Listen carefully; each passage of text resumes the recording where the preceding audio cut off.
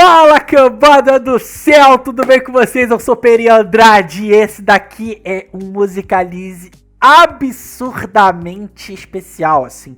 Caraca, sério, deu um trabalhinho fazer esse programa aqui, mas, cara, eu fiquei muito empolgado com a ideia de tentar fazer um programa nessa vibe, que é uma ideia que eu já queria há muito tempo fazer mais, assim. Não quero que o canal viva somente de coisas do momento, sacou? Eu quero poder abranger e falar da história da música de um jeito muito legal, cara. No último dia 17 de abril fez 30 anos. Vejam só, gente, 30 anos que estreou uma das maiores faixas de todos os tempos do rock, um dos maiores hinos. Teve sua estreia ao vivo e dali pra frente, meu amigo, foi só sucesso, foi só um arrebatamento atrás do outro.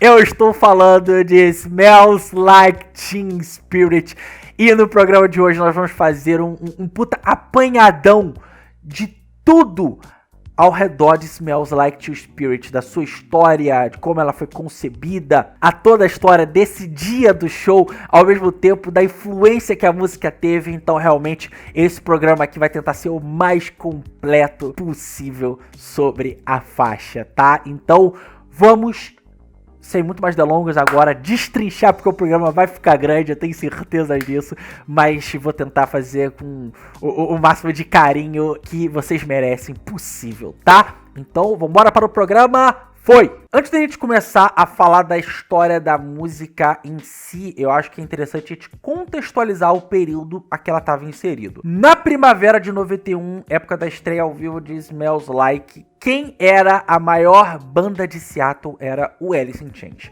Eles já tinham lançado o debut deles, o Facelift, no ano anterior, em 90, e Man in the Box era hitzaço, tocava horrores na MTV. Era a banda realmente do momento, shows esgotados, todo mundo só queria saber deles. O Soundgarden também já era outra banda que tinha um certo renome ali. Eles já tinham lançado a sua estreia por uma grande gravadora, o Louder Than Love, criticamente aclamado, com uma fanbase já um pouco mais estabelecida, então realmente eles eram outra banda ali um pouquinho maior. O Mookie Blaylock ainda não tinha feito um show com o seu novo nome, uma tal de Pearl Jam, não sei se você conhece essa banda aí, tá?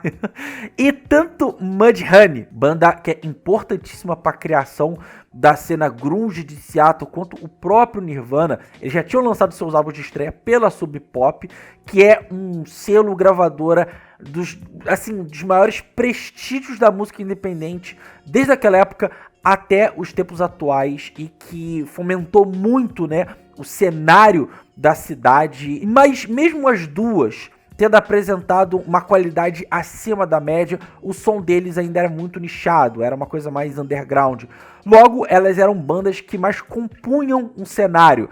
Também já tinham ali o seu séquito de fãs, mas como o grunge não tinha estourado, elas não chegavam ao grande público. Só que as coisas iam começar a mudar drasticamente naquela primavera, mais exatamente no dia 17 de abril de 1991, um dia bem importante tanto para a história do Nirvana, quanto do rock, quanto da música mundial. Meu Deus do céu, é absurdo. Tá? Beleza. Dito isso, vamos dar agora um pulão de volta no tempo, mais precisamente uma noite de agosto de 1990, ponto de partida pra gente começar a contar a história de como nasceu Smells Like Teen Spirit. Nessa ocasião, Kurt, acompanhado da sua namorada da época, Toby Vale, e da companheira de quarto e de banda dela, a Kathleen Hanna. Kathleen sendo vocalista e Toby baterista da influente banda Bikini Kill, que liderou o movimento Riot Girl, movimento esse que tinha como mote as causas feministas dentro de uma vertente das atitudes punk. E o que aconteceria essa noite tinha tudo a ver com os atos de rebeldia insurrecional contra o sistema e as instituições que pregam o Riot Girl. Então o trio, abastecido por uma garrafa de uísque da marca Canadian Club, resolveram que iriam fazer um pequeno serviço de utilidades público e grafitaram o exterior de um centro de gravidez para adolescentes que tinha acabado de abrir na cidade, mas ele, na verdade, ele acabava sendo uma fachada, né, para uma espécie de uma operação da direita, dizendo às adolescentes que elas iriam para o inferno se elas fizessem aborto. Ou seja, a gente tinha ali um local que você tinha tanto a mão da igreja quanto de conservadores, cidadãos de bem, tentando, né, controlar corpos de mulheres com ameaças divinas. Onde será que a gente já viu isso, hein, senhora Damares, tá? A Hannah, né, a vocalista da Bikini Kill, ela foi e escreveu nas paredes clínica de aborto falsa, enquanto o Kurt foi lá e acrescentou em gigantes letras vermelhas, quase 2 metros de altura, Deus é gay. Olha, bem a cara deles mesmo, né? Escandalizar é pouco. Bom, missão cumprida e eles continuaram bebendo e farreando, trocando ideias e zoeiras, né? E acabaram no apartamento do Kurt, onde a Hannah foi lá e rabiscou uma cacetada de coisas na parede dele, incluindo Kurt smells like Teen Spirit. Kurt cheira a espírito adolescente. Olha que coisa poética, né? Meu Deus do céu, que viagem que ela teve ali.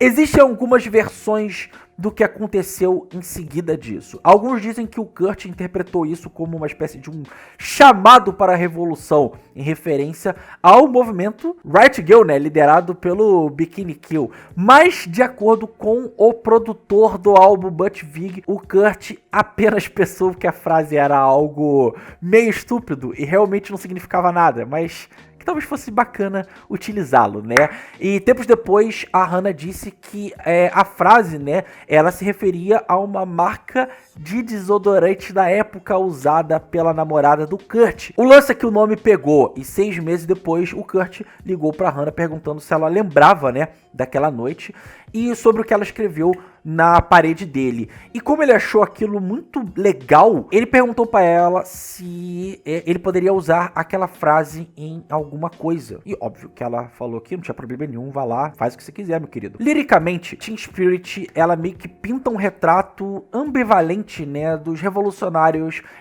do indie, do rock ali, com os quais o Kurt, ele viveu na época. Mas, segundo ele próprio, dito em entrevistas do período, para ele, basicamente é uma música sobre amigos. Ele também diz que nos sentimos como adolescentes ainda porque não queremos seguir os adultos. Ficamos por aí, tentamos nos divertir. O coração da música é zoar a ideia de fazer uma revolução.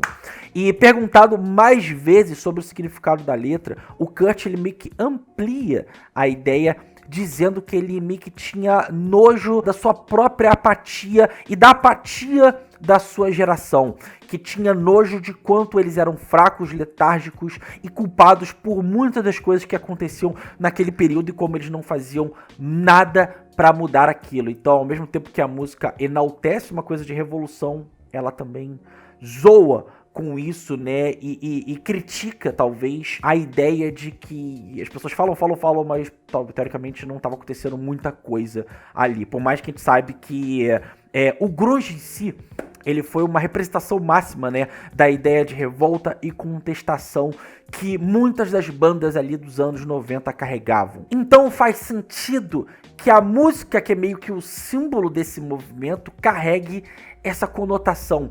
Até o ímpeto, né, de como o som reverbera, ele parece um reflexo disso. Já melodicamente e estruturalmente, o Kurt ele tinha uma noção muito clara do que ele queria. A ideia era fazer a canção pop definitiva. E para conseguir isso, ele iria ali se influenciar numa das suas bandas favoritas da vida, o Pixies. Inclusive, numa entrevista para Rolling Stones, ele disse como ele se conectava absurdamente com o som que eles faziam. E ele estava de várias formas tentando ali captar, né, o senso de dinâmica que eles imprimiam no som deles. Em determinados momentos mais suave, mais silencioso, para logo em seguida a parada vir porrada, alta, forte. Mas também havia ali na banda uma certa preocupação deles não estarem soando parecidos demais ali com a sua inspiração. O Krist Novoselic, baixista do Nirvana, ele tinha um puta receio deles acabarem sendo apenas um Pixies 2.0, inclusive dizendo ao Kurt, as pessoas vão nos atacar por isso, elas vão nos taxar, como se fosse uma mera cópia, né, do Pixies. Inclusive, a gente pensando sobre isso, é interessante ver como o Pixies, ele realmente é uma das bandas, acho que mais influentes da sua geração. Só que eles não conseguiram, eu acho, que 1/3 da fama que o Nirvana alcançou. Eles já eram realmente muito aclamados na época que o Nirvana estava começando e alcançando o sucesso deles, mas meio que o Nirvana acabou, eu acho que como o pupilo que supera o mestre e acaba por se tornar a referência. Inclusive, o Pixies acho que conseguiu um sucesso maior que talvez não teria antes se não fosse o Nirvana. E pensando ainda mais nessa questão dessa noia que eles estavam de ser uma mera cópia, né, do Pixies, mas eu acho que um quê para a música deles alcançar o sucesso que teve, eu acho que foi justamente o como eles apresentavam elementos sonoros que eles eram muito identificáveis para qualquer pessoa, mas ao mesmo tempo não parecia soar como nada que já havia sido feito antes. Beleza, agora vamos passar pro momento de gravação de Smells Like, já que ela foi uma das últimas músicas escritas antes do Nirvana viajar para Califórnia para poder gravar o Nevermind, o seu segundo disco de inéditas e o disco que fez a fama da banda, né, que explodiu tudo e é isso, o fenômeno que foi. Uma semana antes das sessões, o Kurt foi lá e gravou uma fita demo e enviou para o Butch Vig. Ela foi feita diretamente de uma boombox, essa gravação, aqueles aparelhos de som antigos, né, aqueles finos, compridões, né, que a galera andava na rua e tal. Você vê muito isso em clipe de antigamente. O Kurt apresentou a faixa dizendo: "Ei Butch, temos algumas músicas novas para você e também temos Dave Grohl, ele é o melhor baterista do mundo." Ou seja, os caras não só mandaram o T-Spirit pra ele, mas ao mesmo tempo também apresentaram o novo batera da banda. Em seguida, o Butch começou a ouvir a faixa e vai lá e entra aquela guitarra áspera do começo tocando, porrando tudo. E segundo ele, a parada tava tão distorcida e mal gravada que ele mal conseguia ouvir o que tava acontecendo. Mas só que por baixo de toda aquela confusão de barulhos e sons que estavam rolando ali, ele podia ouvir o hello, hello, e as melodias e as estruturas de acordes, e mesmo que a gravação tenha sido algo terrível, ele ficou super animado com o que eles tinham lhe apresentado. E aí, durante a gravação em si, o Butch ele queria dar mais ênfase e força à faixa. E para isso ele queria usar alguns truques de estúdio, embora o Kurt fosse muito contra essa ideia. Ele foi lá e disse assim: "Kurt, eu quero que você faça 2 trilhas, tanto para guitarra como para os vocais, para poder realmente fazer o som saltar dos alto-falantes." Só que o Kurt, um pouco mais Caxias nesse sentido, ele achava que isso era meio que trapaça, né? Especialmente com seus vocais. Então, malandramente, como bom produtor que o Butch era, ele foi lá e pediu que o Kurt fosse fazendo vários takes da voz dele. E como ele estava cantando de uma forma tão consistente, eles iam poder executar tudo ao mesmo tempo, como se fosse uma faixa dupla. Exatamente como era a ideia que o Butch estava pensando, e realmente foi uma decisão muito, muito acertada, porque fez a música soar realmente ainda mais monumental do que ela já era. E aí, contado toda essa parte da criação, a gente pode voltar lá pro dia 17 de abril de 1991, quando o Nirvana tocaria no OK Hotel em Seattle e apresentaria pela primeira vez Smells Like Teen Spirit em público. O Nevermind, o disco, ele seria lançado meses depois, do dia 24 de setembro de 1991, e a música, o Smells Like, seria divulgada como single principal do trabalho no dia 27 de agosto nas rádios americanas. E como foi que rolou isso? O Nirvana naquela noite ia tocar com mais outras 2 bandas, o Fits of Depression e o Bikini Kill. Sim, de volta aqui a nossa história, inclusive foi um dos primeiros shows que a banda fez na cidade.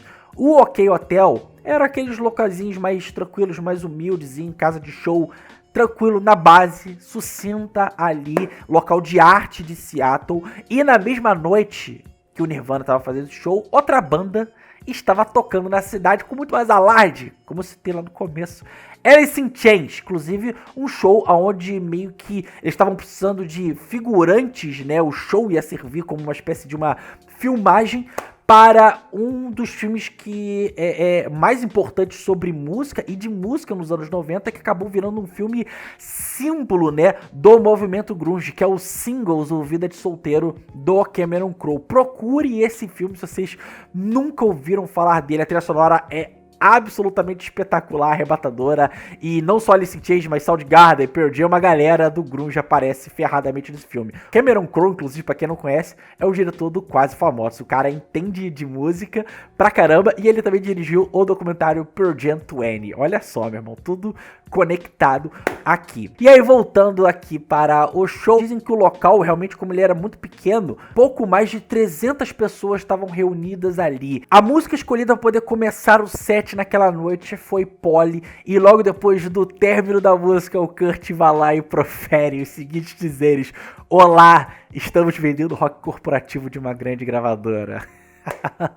Desde sempre, cara, o cara era crítico, mordaz, ácido, o cara, meu irmão, não tinha papas na língua, não foi só quando ele ficou famoso e puto da vida com as coisas, não, desde sempre o cara lá dava suas cutucadinhas quando ele queria. E logo disso eles foram emendar os acordes da abertura de Big Cheese com Dave e o Chris se juntando àquela explosão sônica e sendo tomado num mosh pit furioso que a galera falou que destruiu tudo. E assim seguiu durante os próximos 45 minutos até chegar naquele momento, né, que é o respiro entre uma música e outra, que os caras trocam uma ideia com o público, como esse do começo, onde o Kurt vai lá e fala alguma coisa maluca dessa assim. Ele vai e anuncia.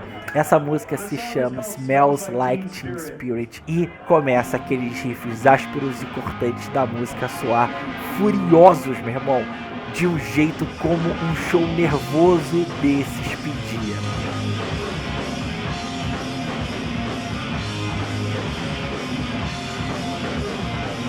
E realmente o que aquelas pessoas testemunharam naquela sala foi o começo da ascensão daquela que viria a ser não só talvez a banda mais icônica dos anos 90, mas a mais icônica para uma geração inteira. E Smells Like, ele meio que não foi um sucesso logo de cara quando ele foi lançado. Acho que muito do sucesso que a faixa realmente conseguiu alcançar se deve, primeiro, à alta rotação que ela teve nas rádios universitárias, que na época, no começo dos anos 90, né, elas eram grandes aliadas das bandas do circuito underground. Muitas bandas realmente conseguiam ter um mínimo do mínimo de sucesso, porque não conseguiam espaço em rádios maiores por causa justamente das rádios universitárias. Ao mesmo ponto que várias rádios rock do país estavam curtindo ela e começaram a tocar a exaustão. E outro sucesso fundamental, obviamente, foi a veiculação massiva que o clipe teve na MTV. Ele se tornando não só, acho que uma tradução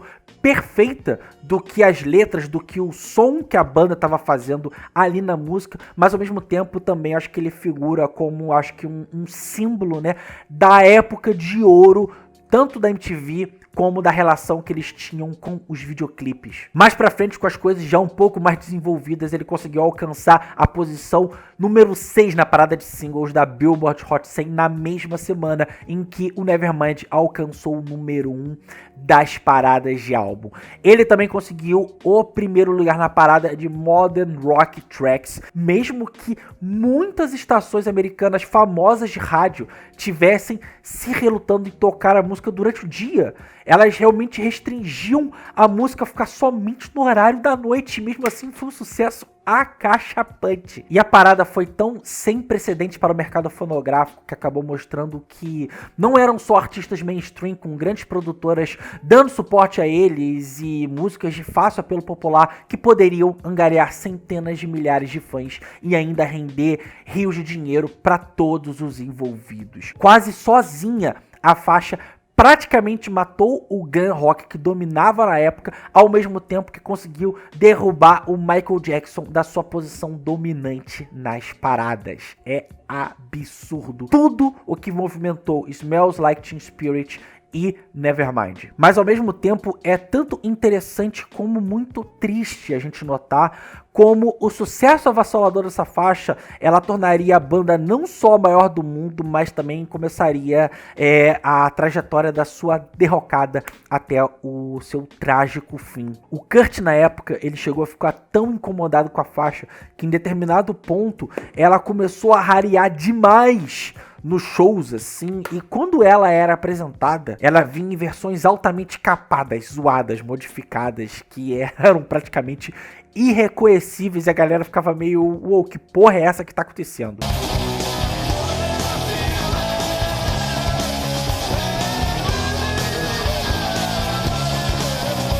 Então, foi isso, cambada! Chegamos ao finalzinho aqui dessa baita história de bastidores, de como foi influente esse que é um dos maiores hinos e uma das músicas mais importantes do rock de todos os tempos, Smells Like Teen Spirit. Cara, realmente eu tentei fazer a parada mais completa aqui, porque eu acho que essa é uma faixa que merece pra caceta. Se você gostou desse programa, se você gostou desse programa, coloque aqui embaixo outros programinhas que você gostaria que tivesse essa ideia, tivesse esse grau, né, de aprofundamento, porque eu gostaria de fazer mais programas aqui no canal nesse formatinho, tá? Desculpa se ficou um pouquinho grande, mas realmente porque eu queria abordar o máximo de coisas possíveis da forma mais bacana possível. E se você quer ainda mais coisa sobre Smells Like Teen Spirit, fica de olho aí na parte 2, no programa irmão desse programa, porque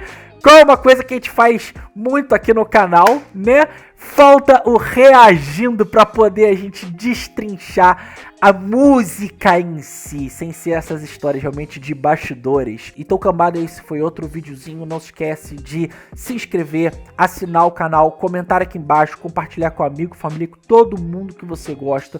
Vamos fazer esse vídeo realmente crescer aí pra caramba, pra todo mundo que gosta de Nirvana conseguir ver aqui esse vídeo. Muito obrigado por todo mundo que dá aquela moralzinha sempre aqui no canal. Aqui embaixo, as redes sociais, as minhas e de todo mundo que dá uma moralzinha aqui pro canal. Luan, Cobrão, Marcão. Se for outro videozinho, aquele beijo, aquele abraço, aquele tchau.